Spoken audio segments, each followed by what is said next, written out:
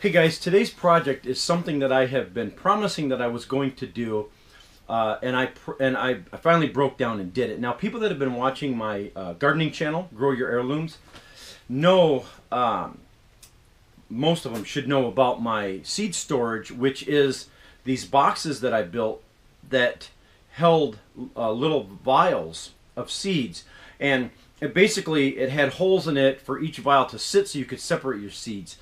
And although everybody that commented on it, pretty much most everybody loved them, and some people actually built them, and I appreciate the feedback on it and the pictures that people sent me of the ones that they built. However, some people, even though they loved them, couldn't afford to buy all of the vials. Now the vials, even though they were about a quarter each, if you have 300 different seed packets, well, that's going to run you quite a bit of money. So I totally understand that. So I came up with a better solution for people that didn't want to transfer their seeds into the vials and leave them. They wanted to leave them in the original packages, and I came up with this. Okay, I came up with this. Now, it's nothing fancy, but this will allow people who want to store their seeds in their original envelopes to be able to do so. Let me show you what I've got here. Now, I've got two sides to it. Let me pick up my seeds here because I don't have a lot in here, and so I don't usually store mine in their original envelopes, but this is what we've got here. Now, it'll hold a considerable amount of seeds in their original packages. And so what I'm going to do is I'm going to show you how I made this, and it's very simple. I just made this out of scrap lumber that I had laying around, and it's made with 1/2-inch plywood, and the center divider is made with 1/4-inch plywood. And then I invested just a little bit of money in a little latch here, which you don't have to do, but I did put some cheap little hinges on the back, which of course is pretty much a necessity. If you don't want to have the lid, you can scrap the lid altogether and just store them in like an open box, but I kind of like having them closed. So if you don't want to use don't want to do the clasp, you don't have to.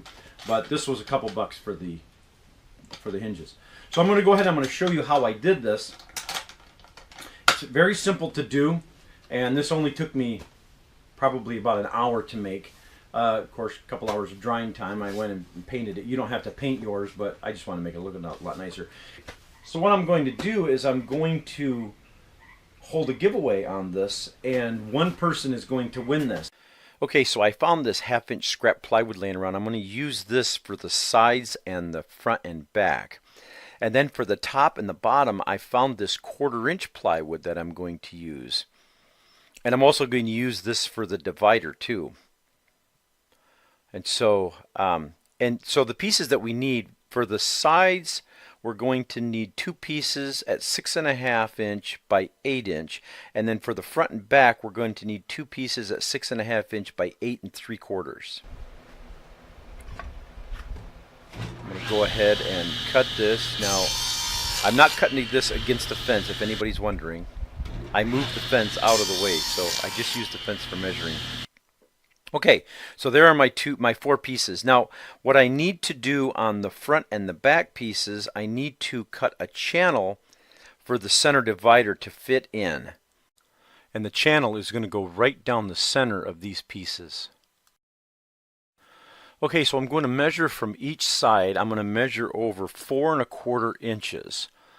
4 1/4 from the left, 4 1/4 from the right, and that should leave me a gap in the middle of exactly 1/4 inch, and it does. Okay, so my channel is going to go right down the center. Now I'm going to move my fence over 4 1/4 inches, and then I'm going to go up on my blade about between 1/8 of an inch and 1/4 of an inch. It's not that big of a deal because I'm going to cut my piece to fit exactly. Okay, and on this, you just keep taking multiple passes, and you take your time. And then just make sure that you line it up. And sometimes, I mean, your fences aren't really precision, so you just kind of eyeball it and take your time doing this. So you're going to cut this 1/4-inch channel in here. And like I said before, it doesn't have to be exactly perfect. Just take your time. Okay, so now I'm going to dry fit this thing. And then once all of it looks square and level, I'm going to go ahead and put this thing together. Just use regular wood glue here.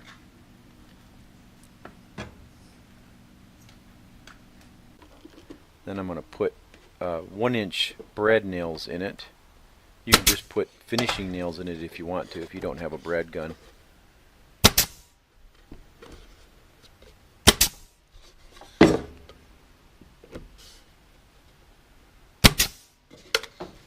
Okay, so now it's time to cut the pieces for the top and the bottom. Out of our 1/4 inch stock, we're going to need 2 pieces that are 8 3/4 inches by 9 inches.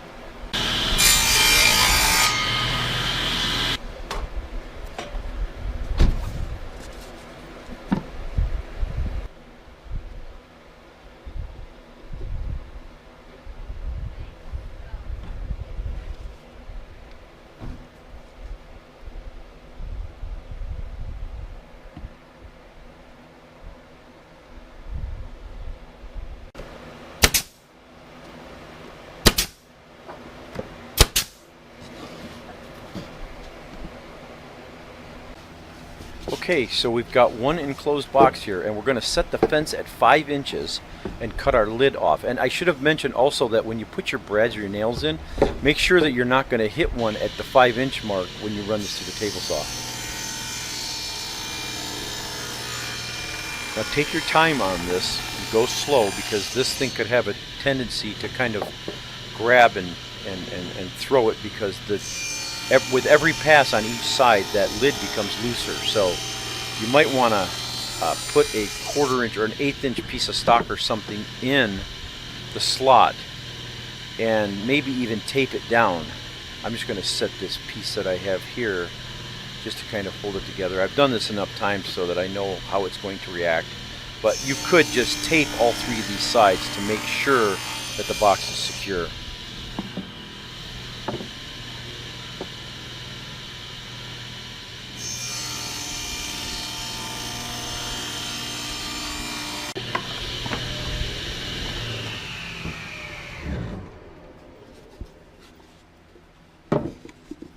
Okay, so there is our box and our lid with a perfect fit.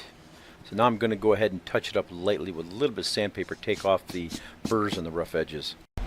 I'm going to patch up all the little dings I may have made and all of the brad holes with this stuff called Max Patch. I like this stuff because it sands well, it dries quickly, and it goes on easy. So I've been using this stuff for a while and I really like it. So I'm going to go ahead, and I'm actually pretty liberal with this stuff too. I'm not afraid to use a lot of it because it sands right off so quickly. It's not like any of that hard yellow stuff that you put on and you have to kind of jackhammer it off.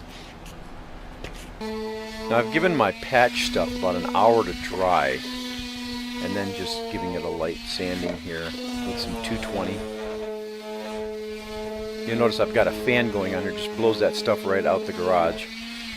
I'm also wearing a mask, you can't see it.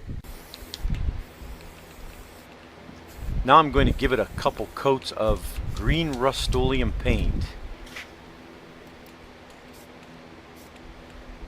I know I'm going to get called on this, and you can't see it, but I am wearing a respirator. After the paint has dried, I went and cut my divider, and I cut it at about 4.5 inches high and about 8 1/4 inches long. I didn't have this go all the way to the top of the box. Now on my hinges, I made sure that the pin was below the top of the bottom part of the box. And you want the top part, the bottom of the top piece, to be level. And then I'm going to go ahead and put my last screw in. Let me show you what I'm using to set these. They're called self-centering drill bits. You can get them in different sizes. And what you do is you pick the one that fits the size hole you're working with, and as you press down and you drill, the bit comes out of the end, if you can see that right there. So that's how you make sure that you center those holes. And they get centered perfectly every time you use one of these. And that's how you set a hinge perfectly.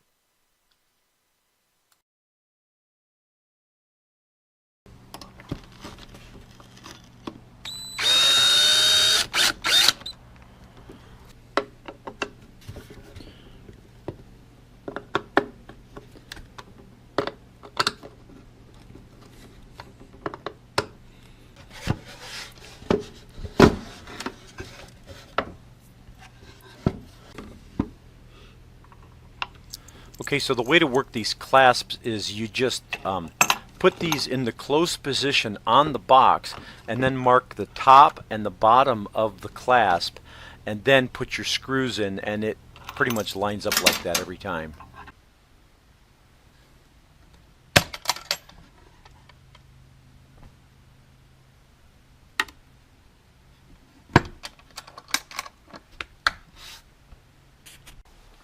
Okay, so there it is, my inexpensive seed storage box. Now, as I said at the beginning of the video, I'm gonna give this away. And so how this is going to work is, first off, number one, I hate to do this, but it has to be in the U.S. only, because I've shipped some stuff before internationally, and it was just like incredibly mind-blowing expensive, and I don't want to run that risk again and, you know, spend $150 or $200 to send this. I just can't. I can't justify it. I can't afford it. So it's going to be U.S. only, because in the U.S. I can put it in one of the large flat rate boxes for like $16 or something like that, and it'd be no problem to send it anywhere in the United States. So U.S. only. I'm sorry, all my international viewers, but and then the second thing is you have to post a comment down below in on this video here. So not on my, I'm going to put a video on my gardening channel, but I'm not going to pick the winner from the comments on that video. I'm going to pick the winner from the comments on this video here on my woodworking channel, not my gardening channel, okay? And so I'm going to run this for about 2 weeks. I'm basically going to run it through to the end of March. So March 31st at midnight, I'm going to cut it off, and I'm going to pick the winner at midnight. And it's going to be from all the comments on this video. And I'll pick a winner, and then I will send you a private message, and then just ask for your address, and then I'll send this off. Good luck, and good luck to the people who are building one of these, and good luck to the person that is going to win this. Anyway, so that's all there is to it, guys. So go ahead and post comments, and don't forget to hit like, and don't forget to subscribe to both my gardening channel and my woodworking channel. I really appreciate it. And we'll get this thing going. And thanks for watching, guys, and we will catch you all later.